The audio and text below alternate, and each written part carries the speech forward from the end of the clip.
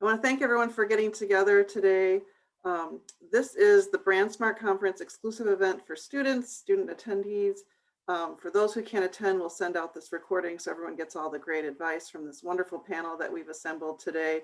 But this is the Ask Me Anything AMAC Chicago event. So if you're a student and you're wondering, how do I move forward in my career? How do I use a conference like BrandSmart to network? Why should I join AMA Chicago to find community? Like, how does that help you in your career? We've assembled some great fellow AMAC board members. We've got Kathy Alexander. She's the founder and chief strategist of Beagle Insight. So thank you, Kathy, for joining us. We have Professor Shanita Akintonde. She's with Columbia College, a TEDx speaker, podcaster, author. So if you want to talk about branding and building your own personal brand, Shanita's a great resource. And then we have Julie Paraso. She's the Vice President of Business Development and one of our BrandSmart Conference sponsors of LaSasso at LaSasso Integrated Marketing. She's also the Director of In-Kind Sponsorships at AMA Chicago. So this is your chance to ask us anything. I've certainly prepared some questions with this great group. And if you've got a question, feel free to either use the reaction button to raise your hand or drop a question in the chat and we'll get to those. But to start us off, I thought it's certainly job hunting season as we're approaching spring and summer, whether you're looking for that internship or the next job. How should a candidate prepare for job interviews? What do you think is a key opportunity to prepare for a job interview, as well as what do you look for in a candidate? And Julia, since you work at an agency, I'll start with you. In terms of, you've got a candidate, you're really excited to get this person hired because you need their help. What is the thing that you're looking for in an agency? Thanks, Leslie. That's a great question. And I think it is helpful for any candidate to prepare for that interview. So understanding if it's an agency or a client-side organization, do your research about the company, what are their services or products. Look for any public-facing information around annual goals. What is their purpose? What is their mission? So walking into that interview with a good understanding of the organization, that big picture understanding, I think really can make an impact on someone doing the interview, because just demonstrating that interest in the company is huge, but also being curious and asking big picture questions about your role and how does your role contribute to the success or the goals of that organization, I think really would make you stand out as a candidate. Often it is clear if someone hasn't done any of that preliminary research. And so I think that's a really great way to stand out and make an impression that shows that you are strategic and kind of have that big picture perspective of how can you contribute and support and give value to that organization. I think that's a great point. When a student or someone comes to an interview and they're not prepared or they don't have any questions for me, that's a big negative when I'm hiring is, okay, this person isn't curious and they're not interested in joining our group. Shanita, as you're preparing students for interviews, what advice do you have them? Like, how do you send them out the door? Well, there's a saying that my mama would tell me, which is that you stay ready, Shanita, so you don't have to get ready. So when I tell students, stay ready. Now, I know that's kind of a counterintuitive statement, because as students, you say, well, how do I stay ready? I'm trying to get ready because I'm a student. And so what I think is key are two things. Having that hunger and that passion for what it is that you're going to be going into is important. If you don't get goosebumps, I tell students, when I'm teaching you all these subject matters, when we're talking about the 5 Ps of marketing, as I call it, or the other acronyms or other tangible things related to our profession, then you may want to revisit what you want to go into as a career. And that's okay, because that's what college is for. But that being said, once they decide that they think this is what they want to do, then they have to have this sense of drive, because that's intuitive. People who interview them are going to tell whether or not they're really into what they're saying. Like my colleague here, Julia, said, do your homework, know the company. If I ask you in an interview a question and you can't answer who's the president, bomb. So I give them those kind of drills in class. And most importantly, I tell them to be authentically who they are. Don't go in there trying to be a mirror of someone that they are copying or emulating because they think that's what's going to sell them.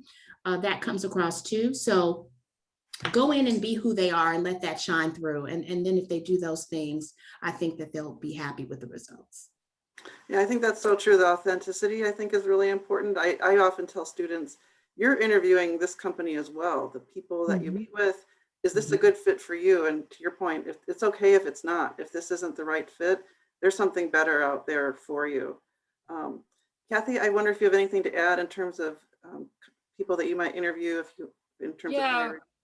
When I prep I mentor a lot of kids, and when our students and also young adults sort of starting in their career. And when I tell them to prep for an interview, it's really about looking at your resume and being ready to tell your story. How can you take what's on your resume and turn it into something that's engaging for the person to listen to? And a lot of things that you've been successful at have a story behind them. It could be your job working at the county pool or your local pool. It could be, something you learned in a class or a project you worked on with other students. So it doesn't always have to be so directly related to your job, because when you walk out the door, someone's sitting in a stack and they've got a stack of 20 resumes. They can't remember who's who, but they might have written down something funny that you said or a story that you shared. And that helps with what Shanita said too, with your authenticity. If your stories bring things to life and they make your resume sing, that's what's going to help you get sorted into the pile of second interview, or I'm bringing this one back, or they might fit here. And that's, so I think that's really important. I think that's great advice, Kathy. Really, that idea that our skill sets, we're always learning, right? Whether it's at a community pool, the class projects that you're working on, you're bringing that skill set to the job and sharing that story of how you've been learning those things, I think is so important. And again, people want to hire people that they want to work with. So that really helps you shine in that interview process. I think that's all excellent advice from the three of you. Thank you. Next, I'd like to turn to social media. Certainly, this generation in particular, job seekers is grown up with social media. And so they're used to having all the different ways to communicate externally. And I'm wondering what advice you might give them in terms of building your personal brand. So Shanita, I'm going to start with you, and then we'll turn the conversation towards maybe some recommendations about best use cases for social media, maybe a few don'ts. I don't want to get too negative, but there's certainly some things I think students should be aware of in terms of using social media. So personal branding, Shanita, I know this is right in your wheelhouse. Right in my wheelhouse. So the personal branding process at the very beginning, at the onset of it, has to be something that you have a plan for. There has to be a strategy behind it. And so what I think I just want to make sure that this generation and those listening know as students, that I don't want to inflate your perception of because you're good on TikTok or because you have a lot of followers on Instagram, that translates automatically into you being an effective marketer. What we do is steeped in strategy. There's a plan. So when you want to look at your personal brand, have a plan. What is the image that you want to put out? What do you want communicated about you? And as they say, what are people saying about you when you're not in the room? So when they pull up your social media profile, that's a good way for your brand to stand out in a way that you want it to. So that doesn't mean that you have to go in and think at 2 o'clock in the morning about it, but you should have something that you are conscious about so that when you put that post out there, does it represent your brand? You have to start to think that way, because employers, guess what, are going to those social media accounts. They're pulling up all the things that you think they can't find because you hit delete, delete, delete. But there's an electronic footprint, y'all, that doesn't disappear. It stays. So make sure that you have a plan, and that if you have questions about what it should look like, sign up for one of my workshops or an AMA workshop and we'll help you. But you need to have a plan. Absolutely. That screenshot is forever, right? There is that idea that you can delete stuff, but it's out there on the internet. It's always there. Yep. And I've read about students who've lost scholarships or job offers because of various things that they've shared on social. Absolutely, lost lots of opportunities because if you're at again, I said jokingly 2 o'clock in the morning, but that's not a time you want to be putting a tweet out. I don't care what it is; it should wait until the morning, because when people go back and look at that, that's probably not your best face. Literally. So Kathy, anyone, do you want to expand on that? Maybe talk about you talked about being authentic. Your authentic self and telling stories. Maybe how can you use social media to share more of who you are in an authentic way? Well, I think that's an excellent comment. And you have to look at the different platforms as being different. It goes into branding. It's okay to be yourself on social media with your friends. And I don't think that's what Shanita is telling you not to do. Is how can you be your authentic self and use those platforms to their advantage while also not being detrimental to your brand in posting at 2 a.m. or doing those sorts of things? And so I look at LinkedIn as being your business card. What do you want people to know about you? It's your calling card. It's the first place people go. A lot of students don't have a lot of experience with it. They're afraid their resume isn't big enough to post. How do I compete? But it shows that you exist and that you're paying attention to the world that the rest of us, those that are interviewing you, live in. And so how can you have a presence there, but then also using the stuff where people might find stuff about you on TikTok or Instagram, and making sure that that has a sense of, would I show this to an employer, to somebody who I want to be friends with, to others in my network, in a way that can it expand and help me, or is it hurting me? That's a great point. I've always used for myself as a rule, if I saw the CEO of my organization today in the elevator and he saw one of my posts, how would I feel about that? Or if I saw my mom, like, so Yeah. those have always been good barometers for me personally. Julia, anything to add there in terms of what you look at when you look at? Yeah, I would add on to what Kathy was saying, to really using LinkedIn as your primary platform if you are starting to explore options for your career.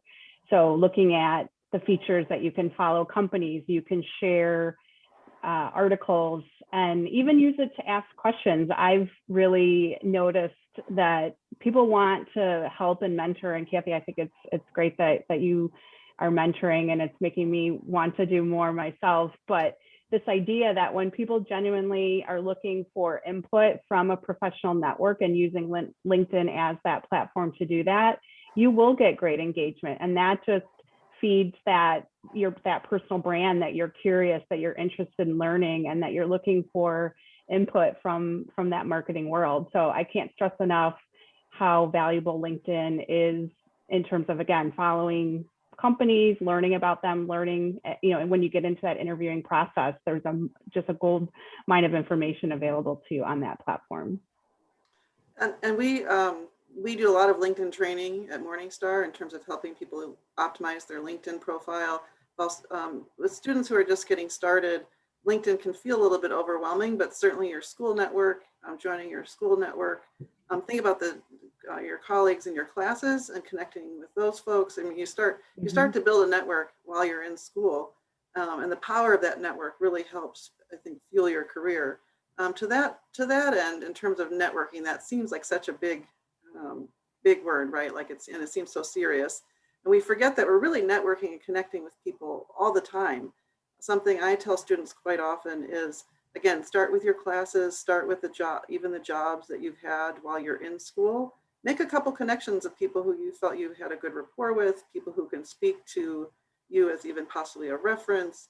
You start your network that way while you're in school, and it's so valuable. And it's important, I think, not to discount that.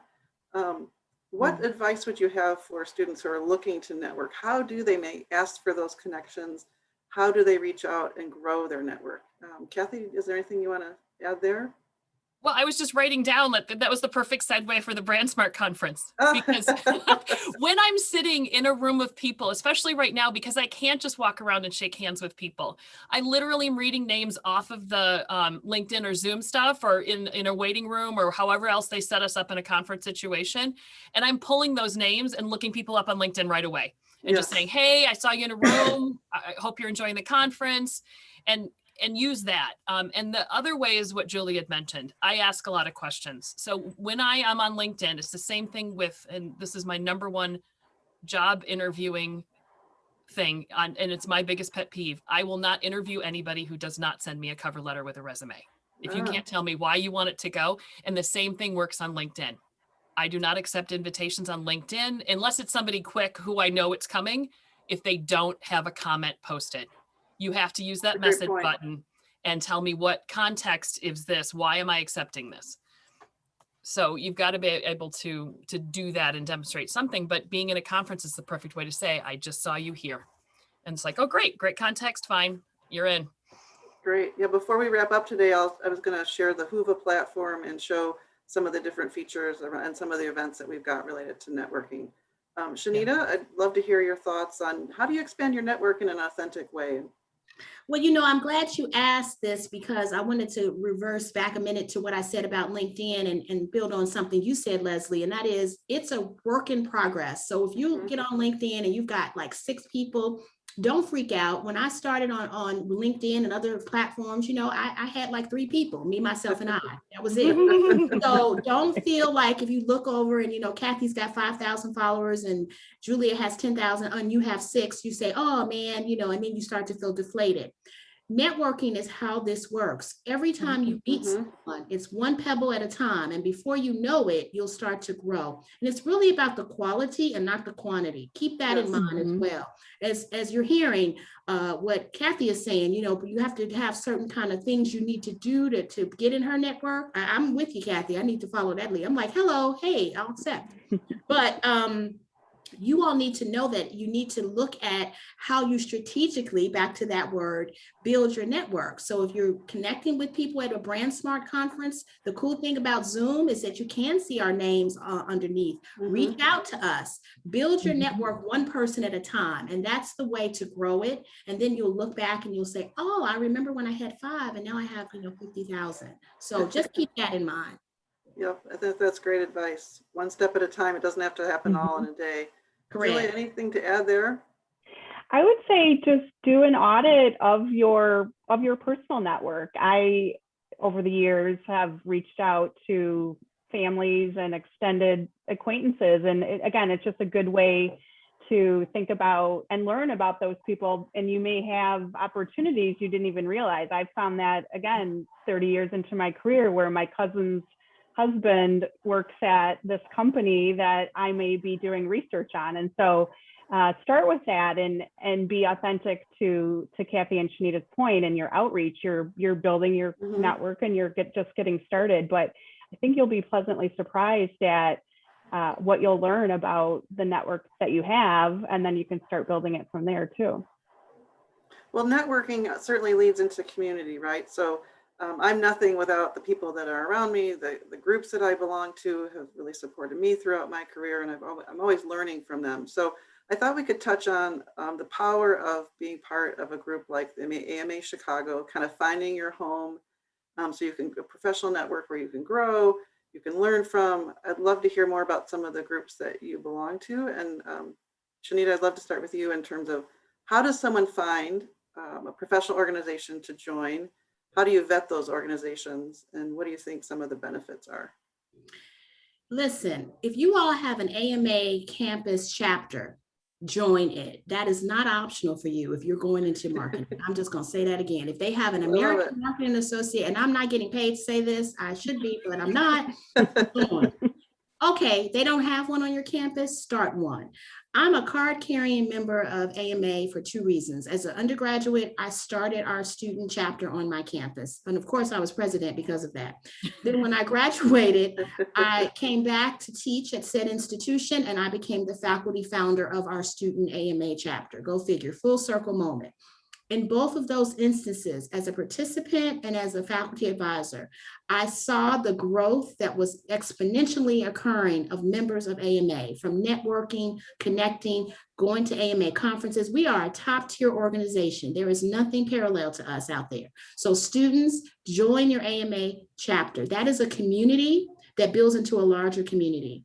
And so once you do those kinds of things, you will have that networking we're talking about. You will have those social media posts available, because you can grab stuff from us and post. That's another thing you can do. You can share, then you become a person that is a repository that other people will start to look at and say, oh, let me check out what this person's doing because they're plugged in.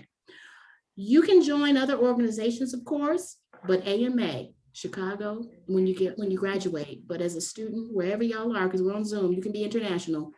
Wherever you are, join your AMA chapter. That's great advice, Shanita. I've really relied on the AMA Chicago. When I moved to Chicago, it was a new city for me. I was trying to connect in. I didn't know a lot of people, both whether professionally or personally. So for me, groups like AMA Chicago have really helped me plug in and develop lifelong friendships. When I've tried working on new projects at work and I'm learning about something new, I think, who do I know at AMA Chicago that could help me learn about this, share resources with me, point me in a new direction, inspire me? So the networking and the community that I found with AMA Chicago has been really key and can make your professional life and your personal life friendlier, right? Especially when you're getting started. And we're the biggest chapter. I would just want to go on record to say we are the biggest chapter, Chicago. Woo-hoo. Yeah. Well, that's a great point too. Like, how do you sometimes like big chapters can feel intimidating, right? So how do you plug into a group that is larger? Any thoughts on that, Julia? I would say just look at the opportunities, whether it's the event calendar or once you're getting started, asking questions. Are there specific opportunities if you are just getting started as a student? Just ask that question. I'm a student, I'm curious.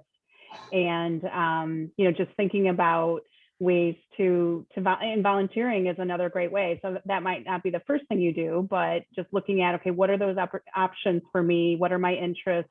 Where can I, contribute? And then, how do I then bring some other friends or colleagues along? Because I think building that community is a big part of, feeling like I'm getting something out of this. That's a great point. Events are like smaller little communities, right? And so another great way to kind of break the ice and get into meeting other people. Kathy, anything you want to share about joining groups and finding a professional network? Well, and I think what Julia and Shanita both said is that a community doesn't mean that you have to jump into it alone. I've often brought friends along with me. And then, it's fun and it's easier. You walk in the door with someone is easier than walking in the door cold turkey. But it's also about making sure it's part of what you're passionate about. And we hope that if you're in marketing right now and you're getting a degree in marketing and that you'd be interested in marketing. And that's sort of what drives me to be a member of the AMA. But then my passion is really with marketing research. And so the other organizations that I belong to have to do that. And you don't have to pick one organization and be done. Over the course of my career, there's been 5 or 6 that have played different roles at different times. AMA has sort of been a constant because it is so broad. And then you just got to find your niche within it. So big organizations often have little groups. And we do that pretty well too. And it's usually around events or around certain people that you can find within the organization. And so, yeah, the being part of organizations has been sort of the thing that's held it all together for me in my career, because you've always got to have something outside of your own organization and somewhere to go where you can either learn new things or bounce ideas off of people or just get out of the box of these are the people I work with. And I'm going to go have fun with people who I don't. And so, yeah, I mean, for me, organizations have been both helpful in pushing my career forward, but also just been a place to let go and be myself and be outside of the organization that pays me and do something else. The connective tissue. Yeah. Exactly. Yes. Thank you. Perfect words. You know what? I just wanted to add the responsibility, although we're putting a lot of this on the students and you all should be thinking proactively about joining. But one thing that I'm really proud of about the Chicago AMA chapter, our chapter, is that Doug Davila, our membership director, and our president, Allison, and Bonnie, our executive director, the 3 of them in particular, we have a very open process where we invite students and we have a plan for how to get them engaged, right? And so it's a 2-way street, because as you all are saying, it can be a bit overwhelming or intimidating given our size and given our numbers and who we are professionally. So we have a plan in place where we do some proactive things to reach out and invite students in particular, such as this, which is, unusual. And so that's something to keep in mind as well. Yeah, I love that point, Shanita, that the 2-way street, it is that back and forth. It's not all just on the student. Someone asked me this recently and I had to step back for a minute. I was like, whoa, this is a big question. But what advice would you give to your 20-something self as you're getting started in your career? If you could be doing something over or what you were proud that you did. Any advice for your 20-something self? I'd love to hear from you, Julia. That is a great question. She started with Julia because she's closest to her 20-something-year-old self. No, actually, but thank you. I think that I would have identified a mentoring group. I was so focused on gaining those practical skills, so excited to get my first job and to work really hard, but I did not have kind of what we're talking about here, that network, and didn't recognize the value of having that in place for my development. And so it's something that as I got older and even shifted my career path, right? So being open and curious, which I think had helped, it became clear to me that there's so much value that you can get out of asking someone in your network to be a mentor and to explore, have those conversations, get feedback, ask them for that perspective. And so I would just encourage anyone starting out to think about what's that right fit? What would you like to get from a mentor, or building that community to just continue to get that perspective of how am I doing? Am I making good decisions? And, just being open to that ongoing evolution of yourself and your skills. Great advice. Shanita, same question.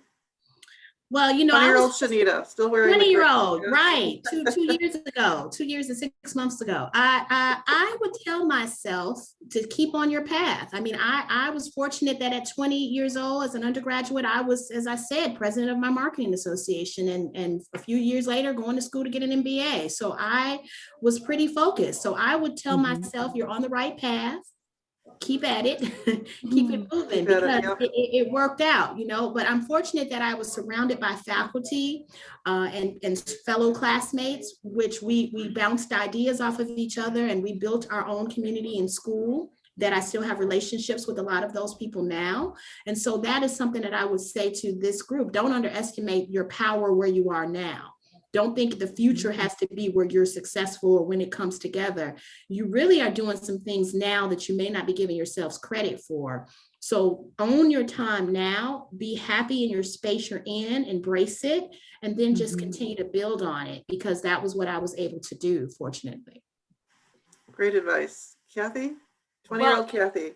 Yeah, Shanita just said something that was brilliant, because I'd written down, when you first sent these questions out, I wrote down slow down. And I think, Shanita, that's kind of what you're saying is like, pay attention to what's happening to you right now, because it's the foundation of everything you're going to build on for the rest. There are moments I remember being younger that I was racing towards that next promotion. And what ended up happening is sometimes you don't get them because you're not well-rounded enough to make it happen.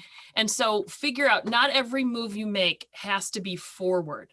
Sometimes the best move you can make is lateral. And how do you take that experience and learn? Because the manager knows more than just the one silo you were in. So if you want to be the manager, then you have to be able to do all the other jobs around that. And it might mean taking a few lateral moves in your career to actually end up in a better place in the long run. Yeah, great advice. Great advice.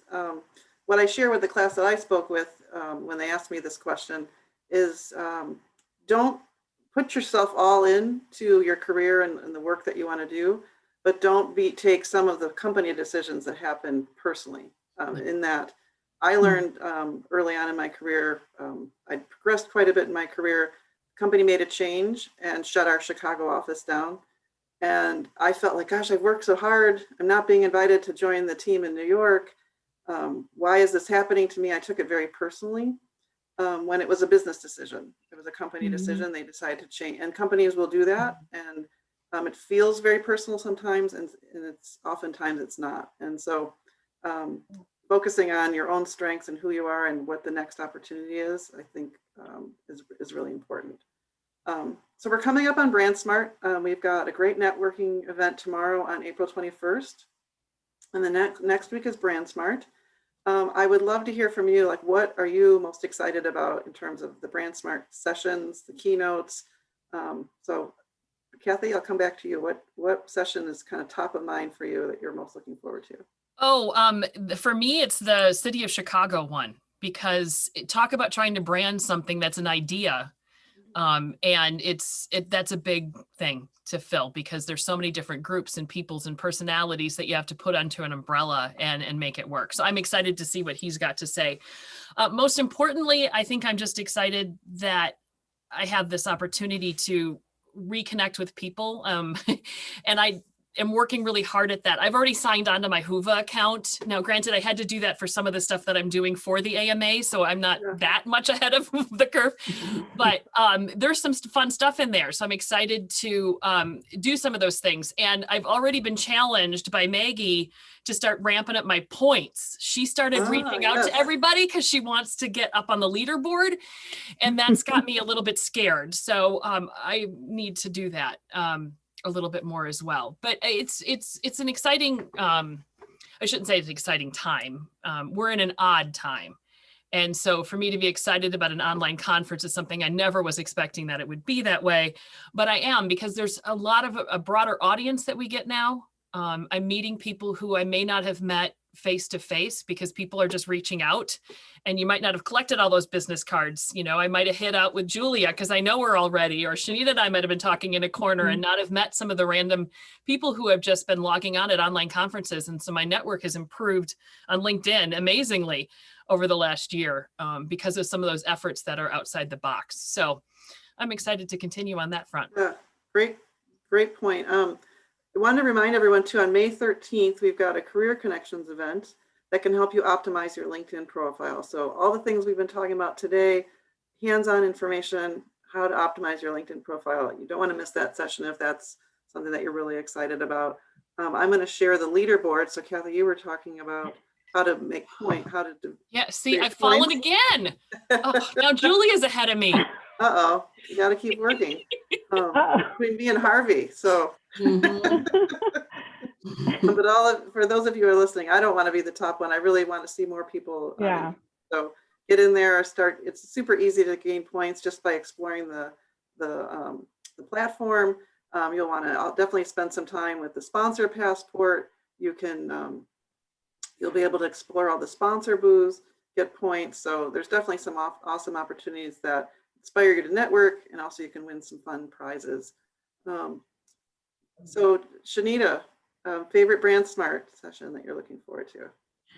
Well, BrandSmart for me, and I attend a lot of conferences, it is at the crux of just exemplary workshops and opportunities and keynote addresses. I mean, it really is head and shoulders above many of the other conferences that I attend. And because we did it virtually for the first time last year, I know that we've oiled that machine even more for 2021. And so I'm excited in general about it. But what I'm specifically looking forward to is the award ceremony, because this year we've inserted an intentional look at diversity. The brands and organizations and companies that have a platform on DEI, diversity, equity, and inclusion. And I'm very proud of us for doing that. And I'm excited to see who rises to that challenge and does that in more specific ways. And the important news about it is that this has to be something that they had in works pre our current climate. It couldn't be something that was tacked on as a response. Totally. And so as a woman of color, as someone who works specifically in that space of DEI, I love to see and have that awarded and commended. And others should be willing to rise to the challenge and that have their names in that pool of recipients for next year. Yeah, great. I love the BrandSmart Award. So yeah, I'm looking forward to that. That will be Wednesday night, Wednesday, kind of end of the programming day. Julia, BrandSmart highlight.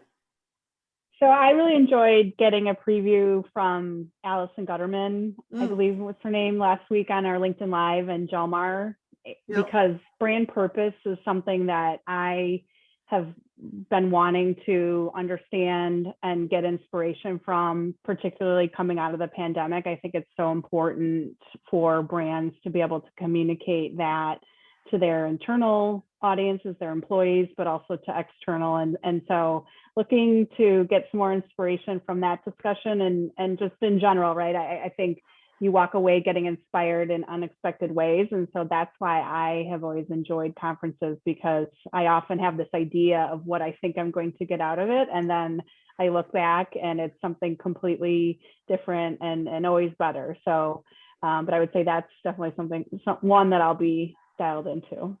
Great. Yeah, I think we've got a great lineup of speakers this year.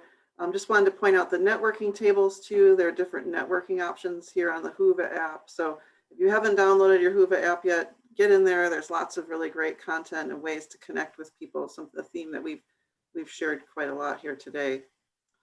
So hold on one second. I'm trying to navigate back to my screen. All right. Well, I appreciate everyone's time today. I love speaking with you. I've learned so much even for myself today. And for the students, I hope you've been inspired. I hope you're excited about being part of BrandSmart. And if you have any questions about joining the AMA Chicago, we're here to support you and hope you'll reach out. So thank you, everybody. Thank you. Stop Thank you, recording. Leslie. All right. Thank you. Thanks.